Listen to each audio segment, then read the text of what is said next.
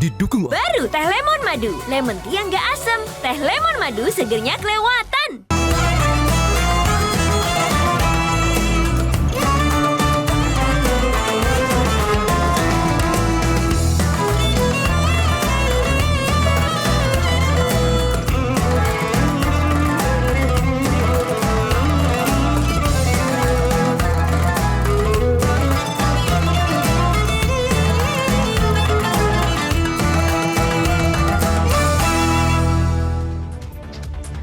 Pemirsa, usai menjalani rangkaian ibadah di kota Madinah, jemaah Fatuna Travel melanjutkan perjalanan menuju Mekah untuk menunaikan ibadah haji.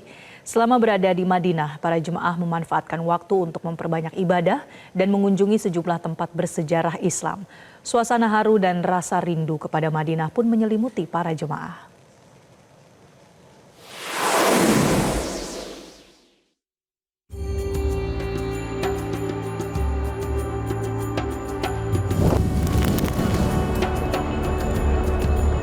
Selama 4 hari berada di kota Madinah, jemaah Fatuna Travel khusyuk menjalankan ibadah di Masjid Nabawi. Selain melaksanakan sholat berjamaah, membaca Al-Quran, berzikir, dan memperbanyak doa, para jemaah juga berkesempatan berdoa di Raudhah, tempat mustajab yang menjadi dambaan umat muslim dari seluruh dunia. Suasana haru dan penuh syukur terlihat saat para jemaah memanjatkan doa serta berserah diri kepada Allah Subhanahu wa Ta'ala di kota suci Madinah, kota penuh cahaya. Tak hanya beribadah, jemaah juga mengikuti wisata religi ke sejumlah tempat bersejarah untuk melihat langsung jejak perjuangan Rasulullah Shallallahu Alaihi Wasallam dan para sahabat dalam menyebarkan syiar Islam. Mengunjungi Masjid Kuba untuk sholat sunnah di sana mempunyai nilai pahala tersendiri. Melihat Jabal Uhud dan tempat-tempat lain yang penuh makna. Kini, perjalanan ibadah haji para jemaah berlanjut menuju kota Mekah untuk menjalani tahapan ibadah berikutnya.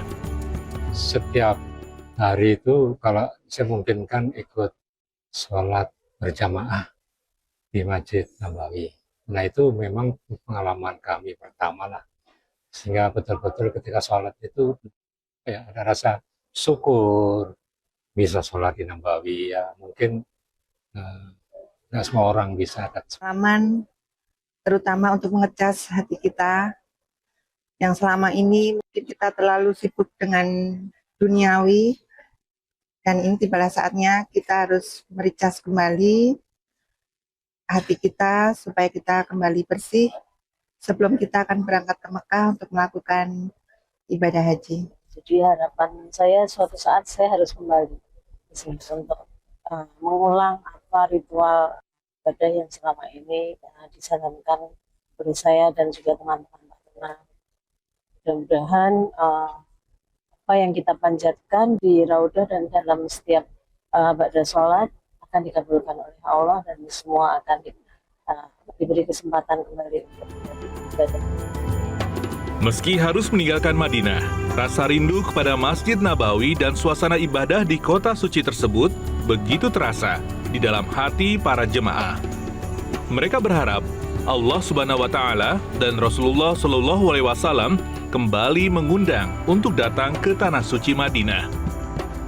Meski langkah meninggalkan kota Madinah terasa begitu berat, namun kenangan beribadah di Masjid Nabawi akan selalu tersimpan di hati para jemaah.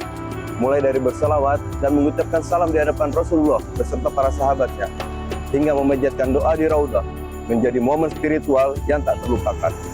Kerinduan kepada kota Nabi pun kini menjadi doa dari para jemaah haji Fatuna Travel, berharap agar kembali dipanggil untuk menjadi tamunya sekaligus tamu Rasulullah di kota suci Madinah. Dari kota Madinah, Diramsyah Maulana, Willy Darmawan, Metro TV. Pemirsa, tim pengawas atau Timwas Haji DPR RI 2026 mulai diberangkatkan ke Arab Saudi secara bertahap sejak 16 hingga 21 Mei. Hari ini pemberangkatan tahap pertama gelombang kedua bertolak ke Tanah Suci.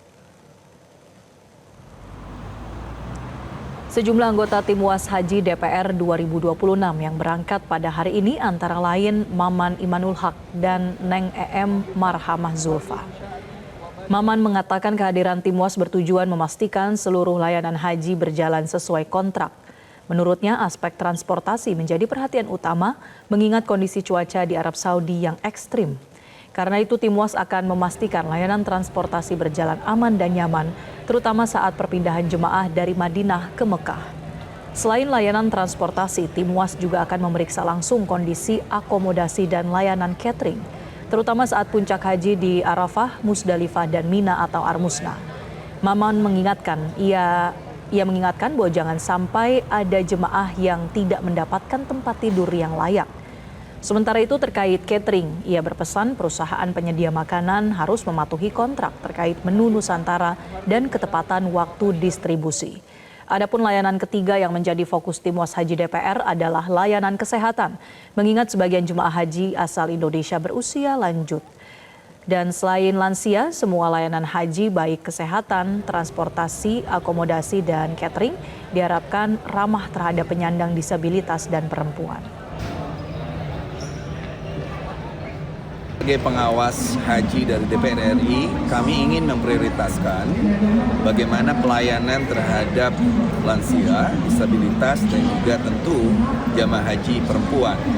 Kami mendapatkan beberapa informasi bahwa transportasi telah diberikan khusus kepada kawan-kawan disabilitas, dan itu tentu menjadikan kami sebuah apresiasi yang bagus. Termasuk juga lansia.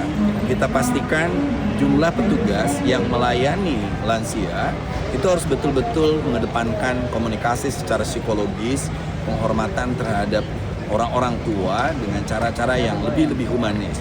Dan Kementerian Imigrasi memfasilitasi calon jemaah haji dengan Mecca Road. Hal ini merupakan upaya mendukung efektivitas perjalanan calon jemaah haji menuju Tanah Suci. Melihat calon jemaah haji yang cukup banyak khususnya setiap memasuki musim haji, pemerintah melalui Kementerian Imigrasi dan Pemasyarakatan melakukan sejumlah upaya efektivitas dan kenyamanan perjalanan para calon jemaah haji menuju Tanah Suci. Salah satu upaya datang dari bidang keimigrasian, yaitu dengan mengadakan sejumlah giat persiapan dan pengecekan dokumen di asrama haji menjelang keberangkatan. Untuk mencegah menunggu terlalu lama proses imigrasi ketika mendarat di Tanah Suci, pihak Imigrasi Indonesia dengan Arab Saudi bekerja sama menghadirkan layanan dukungan efektivitas dan kenyamanan. Upaya tersebut dilaksanakan dengan menghadirkan Mecca Road yang salah satunya berada di Bandara Soekarno-Hatta. Layanan Mecca Road diimplementasikan dengan menghadirkan layanan imigrasi Arab Saudi di tanah air. Hal tersebut guna memotong jumlah waktu yang dikeluarkan jemaah haji sebelum melakukan ibadah di Tanah Suci. Salah satu calon jemaah haji Agung pribadi mengatakan, pihak imigrasi telah memberi pelayanan yang baik dan cepat. Hal tersebut berbeda dengan bayangannya, di mana pada 10 tahun lalu calon jemaah banyak yang harus menunggu berjam-jam ketika menginjakkan kaki di Tanah Suci. Nah, di situ kami tadi sudah mendapatkan pelayanan yang sangat baik, yang cepat, di mana paspor segala macam dan imigrasi itu sudah dilakukan di embarkasi itu. Nah, terus kemudian nanti akan ada imigrasi Arab Saudi yang diambil di sini. Jadi di sana kami memang benar urun langsung untuk melanjutkan ibadah sampai Jeddah langsung ke hotel. Jadi tidak ada lagi antri yang saya dengar di beberapa tahun yang lalu, mungkin 10 tahun atau beberapa belas tahun yang lalu itu yang harus ngantri beberapa jam di bandara untuk baru sampai ke Mekah, ya, dimana udah biasanya jemaah haji itu merasa lelah ya selama perjalanan jauh. Begitu ya saya. Kepala Kantor Imigrasi Soekarno-Hatta Galih Perdana menyatakan, tentunya memberikan keuntungan bagi calon jemaah haji, meski belum diketahui jumlah estimasi selisih waktu sebelum dan sesudah terlaksananya Mecca Road. Yang pasti layanan ini memotong waktu antrian yang harus dihadapi oleh calon jemaah haji. Hal ini juga diikuti dengan adanya fasilitas ruang tunggu terminal yang aman, serta pelayanan yang humanis. Saya sampaikan jamnya, tapi dengan mungkin teman-teman sekalian ada yang pernah haji ataupun umroh. Saya sendiri pernah umroh pada waktu itu ketika kita harus dihadapkan dengan antrian yang panjang. Pertama, satu exhausting secara fisikal, yang kedua mentally kan ketika kita sedang fokus untuk beribadah harus direpotkan dengan antrian yang panjang. Saya rasa itu sangat tidak menguntungkan. Maka dari itu kita semua bisa melihat mulai dari proses tadi itu turun dari bis, kemudian disuguhkan dengan ruangan yang nyaman saya rasa, dan spacey, masih banyak kursinya, plus ini diperlakukan sangat humanis, dan satu persatu datang disambut, saya rasa it's a perfect, bagus gitu. Diketahui pada tahun ini Bandara Soekarno-Hatta sendiri akan melakukan clearance melalui Mekaru untuk lebih dari 35 calon jemaah haji. Untuk saat ini, calon jemaah haji yang telah diproses terdapat lebih dari 30.000 orang. Di Bandara Soekarno-Hatta sendiri terdapat 10 konter Mekaru dengan 43 petugas yang didatangkan dari imigrasi Arab Saudi. Selain Bandara Soekarno-Hatta, layanan Mekaru juga tersedia di 3 bandara pemberangkatan haji di Indonesia, yaitu Surabaya, Solo, dan yang terbaru ada di Makassar. Dari Bandara Soekarno-Hatta, Indira Pramesti, Febri Septian, Metro TV. Petugas penyelenggara ibadah haji terus memperketat pemeriksaan barang bawaan jemaah di embarkasi maupun bandara. Sejumlah barang yang dinilai melanggar aturan keselamatan penerbangan dan juga ketentuan dari Arab Saudi disita oleh petugas dan tidak diperbolehkan naik ke kabin pesawat. Ya pemirsa, ada sejumlah barang-barang yang tidak diperkenankan untuk dibawa oleh jemaah calon haji di kabin pesawat. Dan saat ini saya berada di Aula Mina Asrama Haji Sudiang Makassar, di mana memang sebelum jemaah calon haji ini berangkat menuju ke bandara untuk diterbangkan menuju ke Arab Saudi, jemaah wajib menjalani X-ray atau pemeriksaan barang-barang bawaan untuk dibawa ke kabin. Dan pihak PPIH bersama dengan Angkasa Pura Indonesia ini memang memastikan bahwa barang yang dibawa jemaah ini tidak ada yang melanggar aturan penerbangan. Nah, saat ini di depan saya ini ada sejumlah barang-barang yang tidak diperkenankan untuk dibawa ke kabin pesawat. Dan juga sudah bersama saya di sini Humas dari Media Center Haji Embarkasi Makassar. Ya, Kak Wardi, nih ada banyak banget ya, lumayan banyak ya. Ini satu kloter jemaah calon haji yang memang barang-barangnya ini tidak diperkenankan untuk dibawa ke kabin pesawat. Ada beberapa barang yang memang tidak diperbolehkan untuk dibawa, utamanya di tas kabin yang memang menjadi barang bawaan yang dibawa bersama jemaah haji. Di antaranya itu misalnya dilarang bawa cairan, khususnya cairan atau gel yang memang ukurannya menurut aturan penerbangan internasional itu melebihi dari 100 ml. Contohnya kayak misalnya air mineral ini. Mungkin orang-orang mengatakan kenapa air mineral dilarang sementara ini sederhana. Nah, persoalannya ini bukan persoalan sederhana tidak sederhana, ini sudah aturan penerbangan internasional. Ada misalnya kayak cairan-cairan lain seperti misalnya hembody, ada minuman kemasan. Minuman kemasan ini juga menurut aturan kesehatan haji ini dikhawatirkan nanti akan membuat jamaah kita di pesawat ketika dikonsumsi selama penerbangan itu bisa mengganggu kesehatan. Kak Wardi, ini ada buras, kemudian ada ini telur asin nggak sih? Telur asin ini juga yang di packing dengan lakban seperti ini. Iya. Ini sesungguhnya lebih kepada kehati-hatian, makanya di aturan kesehatan haji itu beberapa makanan atau bahan makanan yang punya potensi akan mengganggu kesehatan jamaah, ini kan potensinya bisa jadi ini sudah setengah basi atau gimana, bisa menimbulkan mencret atau diare ketika dikonsumsi jamaah, itu bisa membahayakan kesehatannya. Kak Wardi, terima kasih. Humas Media Center Haji Embarkasi Makassar udah sharing sama kita. Jadi pemirsa, jadi memang barang-barang bawaan dari jemaah ini memang harus diperhatikan dan memang sudah disampaikan bahkan sejak manasik ya, Kak Wardi, apa yang bisa dibawa, apa yang tidak bisa dibawa. Tentu saja larangan atau aturan ini dikeluarkan demi kelancaran seluruh rangkaian proses ibadah haji 1447 Hijriah. Dari Makassar, Sulawesi Selatan, Sabda Rolemat sampai Metro TV. Terima kasih. Dan pemirsa, proses kedatangan jemaah haji Indonesia di Arab Saudi terus berlangsung, kini memasuki tahap akhir. Hingga Minggu siang waktu Arab Saudi, lebih dari 85% kloter telah tiba di Tanah Suci. PPIH Arab Saudi memastikan pelayanan khususnya bagi jemaah lansia tetap menjadi prioritas.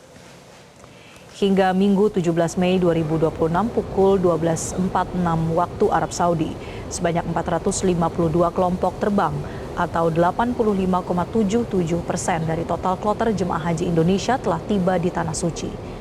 Total jemaah yang sudah mendapat sudah mendarat ini mencapai 174.660 orang. Dari jumlah tersebut sebanyak 37.875 orang merupakan jemaah lanjut usia. Kepala PPIH Arab Saudi Daerah Kerja Bandara Abdul Basir mengatakan layanan kedatangan di Bandara Internasional King Abdul Aziz Jeddah akan berlangsung hingga 22 Mei mendatang. Meskipun operasional kedatangan sudah memasuki tahap akhir, petugas tetap memberikan pelayanan terbaik khususnya bagi jemaah lansia dan berisiko tinggi. Sementara itu PPIH Daker Bandara juga menangani satu kejadian menonjol yang melibatkan jemaah asal Aceh dari kloter BTJ, di mana jemaah tersebut sempat tertahan di imigrasi terkait persoalan keimigrasian sebelumnya. Tim PPIH Daker Bandara bersama KJRI Jeddah melakukan pendampingan dan negosiasi hingga akhirnya jemaah bisa melanjutkan perjalanan ibadah haji dan kembali bergabung dengan kloternya.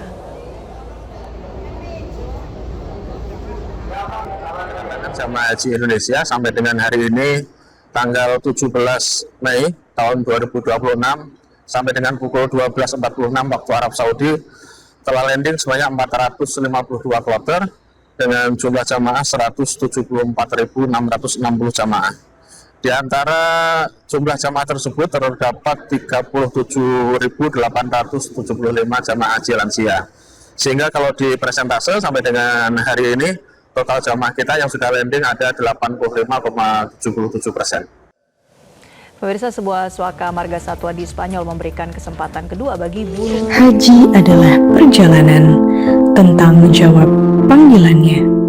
Keraguan sering muncul karena takut salah memilih sahabat perjalanan. Lebih dari 40 tahun, Patuna telah menemani lebih dari 50.000 jamaah beribadah ke Baitullah dengan fasilitas yang nyaman demi ibadah yang khusyuk. Wujudkan ibadah impian Anda sekarang bersama Patuna. Jelajahi cara baru mendapatkan informasi. Download Metro TV Extend sekarang.